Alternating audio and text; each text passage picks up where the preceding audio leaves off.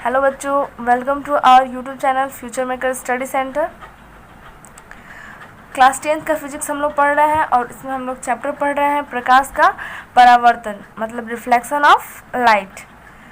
आज हम लोग देखेंगे कि गोलीय दर्पण की फोकस दूरी और उसकी वक्रता त्रिज्या में क्या संबंध होता है।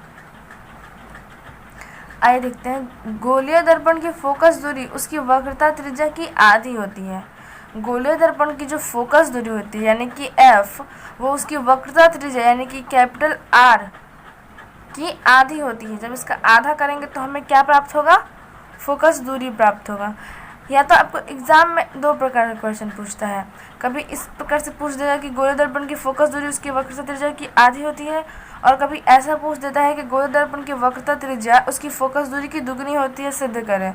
तो गोलीय दर्पण की जो वक्रता त्रिज्या होती है उसकी फोकस दूरी की दुगनी होती है, इसको सिद्ध करें। तो दोनों बात तो एक ही है, बस इसको दो फॉर्म अलग अलग इसको रूप दे दिया गया है। तो दोनों प्रकार से क्वेश्चन पूछते हैं कंफ्यूज करने के लिए। आप लोग कंफ्यूज नहीं होना है, ध्यान से इसको समझ लेना है कि दोनों चीज़ें क्या है, एक ही है। या फिर आपको ये कह सकता है कि गोलीय दर्पण की फोकस दूरी और उसकी वक्रता त्रिज्या में संबंध को स्थापित करें। ठीक है, ये कुछ भी पूछे बात यही है।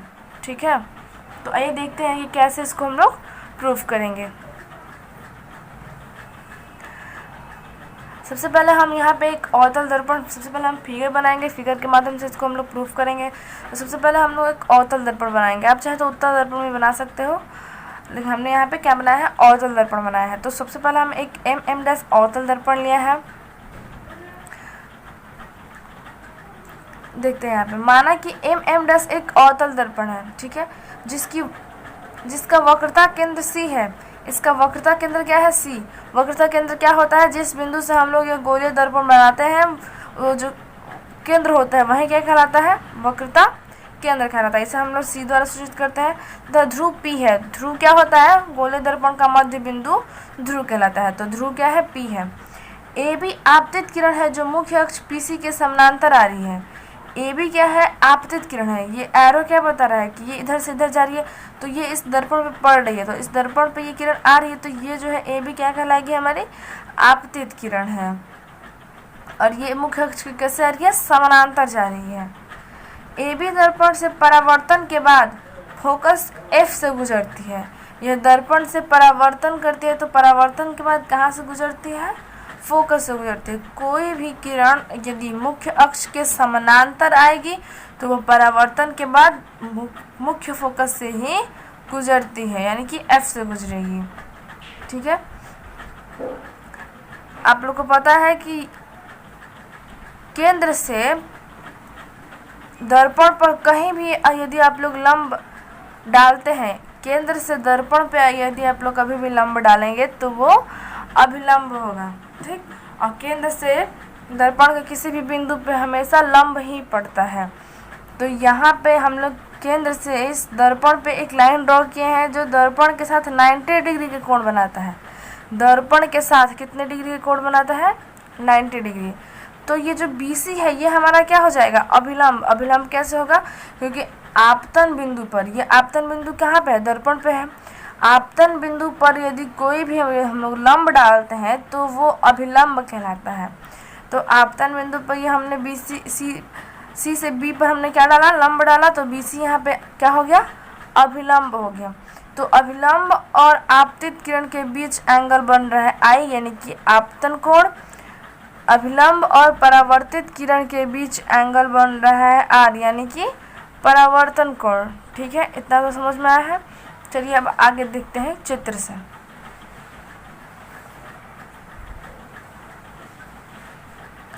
चूंकि एंगल ABC बराबर है एंगल CBF के, तो कैसे? तो परावर्तन के नियम से। ये फिगर भी देखते हैं साथ में। एंगल ABC यानी कि ये वाला जो एंगल है ये एंगल बराबर है किसके? एंगल CBF के। एंगल CBF यानी कि इसके बराबर है। कैसे? परावर्तन के नियम से। परावर्तन का नियम क्या होता है? परावर्तन का जो दूसरा नियम होता है वो I बराबर R होता है, यानी कि आपतन कोण बराबर होता है परावर्तन कोण के। तो ये दोनों बराबर हो गया किस नियम से? परावर्तन के नियम से। तो हम लोग लिख सकते हैं कि एंगल ABC बराबर एंगल CBF। अब आइए देखते हैं, एंगल ए बी सी बराबर angle B C F, angle A B C यानी कि ये वाला एंगल, और एंगल बी सी एफ यानी कि ये वाला एंगल, ये दोनों एंगल बराबर है। कैसे बराबर है? तो एकांतर कोण से। एकांतर कोण क्या होता है? दो समानांतर रेखाओं, ये दोनों समानांतर रेखाएं हैं, दो समानांतर रेखाओं के बीच एक तिर्यक रेखा खींची होती है। ये एक तिर्यक रेखा खींची गई है। यदि ऐसी कंडीशन होती है तो ये वाला एंगल और ये वाला एंगल आपस में बराबर होता है। किस नियम से? तो एकांतर कोण से। और यहाँ पे ये दोनों अंदर है तो यह अंतः एकांतर कोण है। तो अंतः एकांतर कोण से ये दोनों क्या हो गए हैं? बराबर हो गए हैं। अब देखिए एंगल ए बी सी जो है वो सी बी एफ के बराबर है, और यहाँ पे भी एंगल ए बी सी जो है वो बी सी एफ के बराबर है। मतलब ये इसके बराबर है और ये इसके बराबर है, तो ये दोनों भी तो आपस में बराबर होगा। तो इसलिए ये angle C B F equal to angle B C F, ये दोनों क्या हो जाएंगे? आपस में बराबर हो जाएंगे। यदि ये दोनों बराबर हो गया, अतः त्रिभुज बी सी एफ एक समद्विबाहु त्रिभुज है। आइए देखते हैं, angle C B F, angle C B F यानी कि ये वाला एंगल और ये वाला एंगल, ये दोनों बराबर हो गया तो यह एक कैसा त्रिभुज बन गया? समद्विबाहु त्रिभुज। क्योंकि यदि किसी त्रिभुज में दो कोण बराबर होते हैं तो उसकी जो ये साथ वाली भुजा होती है, यानी कि ये भुजा, ये दोनों क्या हो जाएंगी? बराबर हो जाएगी। ये एंगल बराबर है तो ये भुजा भी बराबर हो जाएगी, और ये भुजा जब बराबर हो जाएगी तो यह समद्विबाहु त्रिभुज कहलाएगी। समद्विबाहु मतलब कि किसी जिस त्रिभुज की दो भुजाएं आपस में बराबर हो वो क्या कहलाएंगे? समद्विबाहु त्रिभुज। तो त्रिभुज बी सी एफ कैसा त्रिभुज हो गया? समद्विबाहु त्रिभुज। इसलिए बी एफ बराबर एफ सी, समद्विबाहु त्रिभुज की भुजा के कारण समद्विबाहु त्रिभुज ये बन गया। जब ये समद्विबाहु त्रिभुज है तो बी एफ और सी एफ, बी एफ और सी एफ ये दोनों क्या हो गए हैं? बराबर भुजा हो गए हैं। चूँकि ये जो बी है ये पी के बहुत निकट है, ठीक, ये जो बी है वो पी के बहुत निकट होता है, इसलिए हम लोग मानते हैं कि लगभग बी एफ जो है वो पी एफ के क्या है? बराबर है। ये जो बी एफ है वो पी एफ के बराबर है। लगभग हल्का सा बस थोड़ा सा डिफरेंस होता है, वरना ये लगभग में हम लोग मान लेते हैं कि जो पी एफ है वो बी एफ के क्या है? बराबर है। पी एफ जो है वो बी एफ के बराबर है।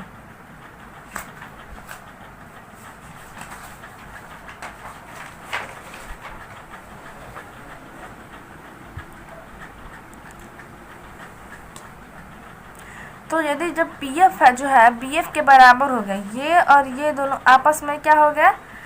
बराबर हो गए, तो पी एफ बराबर एफ सी हो जाएगा कि नहीं? अच्छा देखिए फिर समझिए, जो एफ सी है वो बी एफ के बराबर है। बी एफ के बराबर क्या है? सी एफ है। तो और बी एफ के बराबर ये पी एफ हो गया लगभग। तो जब ये इसके बराबर है और ये इसके बराबर है, मान लीजिए कि 5 है तो ये भी 5 है, तो ये 5 है तो ये भी 5, तो ये दोनों भी तो 5-5 हो गया ना। इसका मतलब पी एफ जो है वो भी सी एफ की क्या हो गया? बराबर हो गया। तो पी एफ जो है वो एफ सी के या फिर एफ सी एफ का हो, दोनों एक ही बात है। तो पी एफ जो है वो एफ सी के क्या हो गया? बराबर हो गया। और बराबर पी सी बाई 2, बराबर पी सी बाई 2। आप लोगों को पता है जब ये दोनों बराबर हो गया तो ये बड़ा वाला को यदि हम लोग 2 से डिवाइड करेंगे तो ये एक छोटा वाला आ जाएगा। ये बड़ा वाला को हम लोग 2 से डिवाइड करेंगे तो ये एक छोटा वाला आ जाएगा, क्योंकि दोनों क्या है? बराबर है। तो हम इसको लिख सकते हैं कि पी एफ बराबर एफ सी बराबर पी सी बाई 2। अब देखते हैं कि ये जो पी एफ है, ये पी एफ क्या कहलाता है? हमारा फोकस दूरी। फोकस से ध्रुव के बीच की जो दूरी होती है वो कौन सी दूरी कहलाती है? फोकस दूरी। और ये सी से पी की दूरी क्या है देखते हैं। तो वक्रता केंद्र से जो ध्रुव के बीच की दूरी होती है वो वक्रता त्रिज्या कहलाती है। क्या कहलाती है? पी से जो सी की दूरी है वो क्या कहलाती है, वक्रता त्रिज्या कहलाती है, यानी कि कैपिटल आर। और पी एफ क्या कहलाता है, फोकस दूरी, यानी कि स्मॉल एफ। तो जो पी एफ हो गया वो क्या हो गया, स्मॉल एफ हो गया, और पी सी को हम लोग आर कह सकते हैं, तो ये आर और अपॉन 2 हो गया। तो एफ बराबर आर बाई 2 ये प्रूफ हो गया। या फिर अगर ये कहेगा कि जो वक्रता त्रिज्या है वो फोकस दूरी की दुगनी होती है, तो ये जो 2 है वो इधर आ जाएगा, डिवाइड में है तो इधर आएगा तो मल्टीप्लाई में हो जाएगा, तो आर बराबर क्या हो जाएगा, 2f हो जाएगा। तो ये आपका प्रूफ हो गया। ठीक है बच्चों, अगर वीडियो अच्छा लगे, हेल्पफुल लगे, तो चैनल को सब्सक्राइब कर दे और वीडियो को लाइक और शेयर करना ना भूलें। आइए देखते हैं, गोलीय दर्पणों के लिए किरण आरेखों की बनावट। परावर्तन के 2 नियम तो होते हैं, इतना तो आप लोग को पता है। उन नियमों का पालन करके ही प्रकाश का परावर्तन होता है। लेकिन किरण आरेख बनाने के लिए, गोलीय दर्पण में कोई भी किरण आरेख बनाने के लिए कुछ और रूल्स होते हैं जिसको वो फॉलो करके ही प्रतिबिंब का निर्माण करता है। तो आइए देखते हैं वो कौन कौन से नियम होते हैं। तो पहला, मुख्य अक्ष के समानांतर आपतित किरण। यदि कोई प्रकाश की किरण मुख्य अक्ष के समानांतर आ रही हो तो वह दर्पण से परावर्तन के बाद क्या होगा, देखते हैं। मुख्य अक्ष के समानांतर आने वाली प्रकाश की किरणें दर्पण से परावर्तन के बाद फोकस से गुजरती है या गुजरती हुई प्रतीत होती है। यदि दर्पण अवतल होगा तो मुख्य अक्ष के समांतर आने वाली प्रकाश की किरणें दर्पण से परावर्तन के बाद कहाँ से गुजरती है, फोकस से गुजरती है। और यदि दर्पण उत्तल होगा तो मुख्य अक्ष के समानांतर आने वाली प्रकाश की किरणें दर्पण से परावर्तन के बाद फोकस से गुजरती हुई प्रतीत होती है। ठीक है, अवतल दर्पण में क्या होता है कि ये जो मुख्य अक्ष के समानांतर किरणें आ रही हैं दर्पण से परावर्तन के बाद यह मुख्य फोकस पे मिलती है, किंतु जब उत्तल दर्पण होता है तो यह जो दर्पण से परावर्तन होता है और फिर इसके बाद ये इधर लौट जाती है, तो ये आगे चलती जाती है। तो हम लोग क्या करते हैं कि काल्पनिक रूप से हमें लगता है कि यदि इसको पीछे हम लोग लाएंगे तो ये कहीं ना कहीं मुख्य फोकस पे मिलेगी। ठीक है, तो मुख्य अक्ष के समानांतर यदि कोई किरण आ रही है तो दर्पण से परावर्तन के बाद वह फोकस से गुजरती है या फिर गुजरती हुई प्रतीत होती है। ठीक है बच्चों, आइए देखते हैं कि दूसरा नियम क्या होता है। दूसरा है फोकस की दिशा में आपतित किरण। यदि वो वहाँ पे क्या था कि मुख्य अक्ष से किरण आ रही थी, वो जो एरो का साइन था वो इस तरफ था कि मुख्य अक्ष के समानांतर कोई किरण इधर दर्पण पे आ रही है, लेकिन उस कंडीशन में क्या होगा, जब फोकस की तरफ ही आएगी प्रकाश की किरण, कहाँ आएगी, फोकस की तरफ ही आएगी। तो फोकस की दिशा में आपतित किरण दर्पण से परावर्तन के बाद मुख्य अक्ष के समानांतर जाती है। फोकस की तरफ ये कोई किरण आ रही है, दर्पण से इसका परावर्तन, ये फोकस से गुजर रही है ना, तो फोकस की तरफ से आ रही है, दर्पण पर टकराई, परावर्तन के बाद यह मुख्य अक्ष के, ये मुख्य अक्ष है हमारा पीसी, मुख्य अक्ष के क्या हो जाती है, समांतर हो जाती है। ठीक है, तो आप लोग को समझ में आ रहा होगा, यदि समानांतर कोई किरण आएगी, मुख्य अक्ष के समानांतर आएगी, यानी कि आपतित होगा मुख्य अक्ष के समानांतर, तो परावर्तन के बाद वह फोकस से गुजरेगी। और यदि फोकस से गुजर रही है, फोकस से जा रही है, दर्पण पर परावर्तन हो रहा है, तो वो मुख्य अक्ष के समानांतर होकर गुजर जाएगी। दोनों उल्टा कंडीशन है, एक दूसरे के विपरीत है बिल्कुल।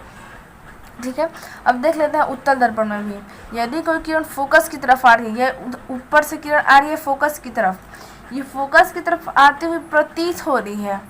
ठीक है बच्चों, जो फोकस की तरफ आती हुई क्या हो रही है, प्रतीत हो रही है। यदि फोकस की तरफ यह आएगी तो दर्पण से परावर्तन के बाद यहाँ पे परावर्तन इसका हो रहा है, वह मुख्य अक्ष के समानांतर गुजर जाएगी। मुख्य अक्ष है, इसके समानांतर ये इधर क्या हो रही है, गुजर जा रही है। तो समझ में आ रहा है आप लोग को? यदि कोई किरण मुख्य अक्ष के समानांतर आएगी तो दर्पण से परावर्तन के बाद फोकस से गुजर जाएगी, और यदि फोकस से होकर जा रही है तो परावर्तन के बाद वह मुख्य अक्ष के समानांतर हो जाएगी। यह दोनों एक दूसरे के विपरीत है। उम्मीद करते हैं आप लोग को ये समझ में आया होगा। ठीक है बच्चों,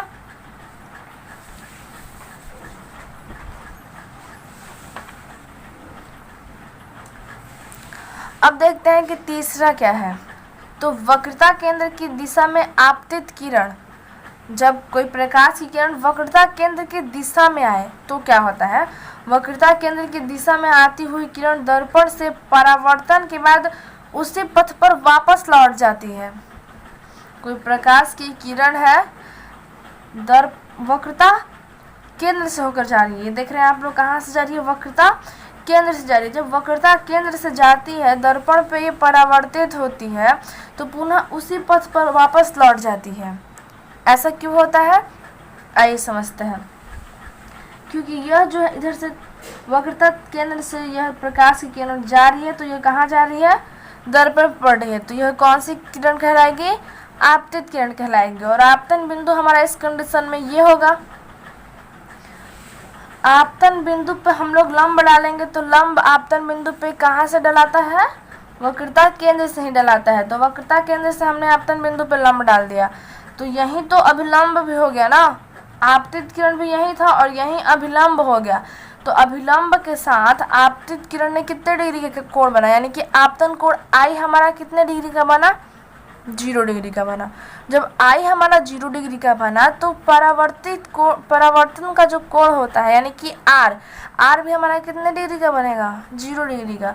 आर भी अभिलंब के साथ 0 डिग्री का कोण बनाएगा तो वह इसी पथ पे वापस जाएगा, तो परावर्तन कोण भी, परावर्तित किरण भी हमारा क्या हो जाएगी, यही हो जाएगी। इसीलिए इसी पथ पर वो वापस लौट जाती है। वक्रता केंद्र पे यदि कोई प्रकाश की किरण जाएगी तो परावर्तन के बाद इसी पथ पर लौट जाएगी। क्यों लौटती है आपको समझ में आया? ऐसा अवतल दर्पण में होता है। अब उत्तल दर्पण में क्या होता है ये समझ लेते हैं। कोई किरण वक्रता केंद्र की दिशा में आता हो, यह वक्रता केंद्र की दिशा में यहाँ से ये किरण आ रही है, यहाँ पे आते हुए ये प्रतीत हो रही है, हमें ऐसा लग रहा है कि यह कहाँ जा रही है, वक्रता केंद्र की दिशा में जा रही है। तो यह दर्पण से परावर्तन के बाद इसी पथ पर वापस क्या होती है, लौट जाएगी। समझ में आ रहा होगा आप लोग को? चलिए ठीक है, आगे देखते हैं। चौथा नंबर क्या है, ध्रुव की दिशा में आपतित किरण। यदि कोई प्रकाश की किरण ध्रुव की दिशा में हो तो उस समय उसका परावर्तन कैसे होता है, आइए देखते हैं। ध्रुव की दिशा में आती हुई किरण दर्पण से परावर्तन के बाद जितना उसका आपतन कोण रहता है उतना ही परावर्तन कोण बनाते हुए निकल जाती है। आइए फिगर से समझते हैं। पहले अवतल दर्पण में देख लेते हैं। तो अवतल दर्पण में क्या होता है, कोई प्रकाश की किरण कहाँ पे आ रही है, ध्रुव पे आ रही है। यह हो गया हमारा आपतन बिंदु और ये आपतित किरण। तो आपतन बिंदु पे हम लोग लंब डालेंगे तो इसमें लंब क्या हो जाएगा, वक्रता केंद्र से हम लोग क्या डालते हैं, लंब डालते हैं। तो वक्रता केंद्र से यहाँ पे हम लोग लंब डालेंगे तो पीसी हमारा क्या, किस चीज़ का काम कर रहा है, अभिलंब का काम कर रहा है। पीसी हमारा अभिलंब हो गया। तो अभिलंब और आपतित किरण के बीच जितने डिग्री का कोण बनेगा, मान लीजिए यहाँ पे आई कोण बन रहा है, तो जितने डिग्री का कोण बनेगा उतने ही डिग्री के कोण के साथ यह इधर अभिलंब से उतने डिग्री कोण बनाएगी और आपतन बिंदु से उतनी डिग्री कोण पे ही क्या हो जाएगी, परावर्तित हो जाएगी। ठीक है बच्चों, यानी कि ध्रुव से जितने डिग्री का, मान लीजिए यहाँ पे 30 डिग्री का ये कोण बना के आ रही है तो 30 डिग्री का कोण यहाँ पे भी बनेगा, परावर्तन कोण, और फिर ये इधर से क्या हो जाएगी, बनाते हुए कोण आगे निकल जाएगी। ऐसा अवतल दर्पण में होता है। और उत्तल दर्पण में वही सेम बात है। आपतित किरण कहाँ पे आ रही है, ध्रुव पे आ रही है, तो ध्रुव से वक्रता केंद्र पर लंब डाला जाएगा तो ये हमारा अभिलंब हो जाएगा। अभिलंब के साथ ये जितने डिग्री कोण बनाएगी उतने डिग्री का ही परावर्तन कोण इधर भी बनाएगी और फिर आगे निकल जाएगी।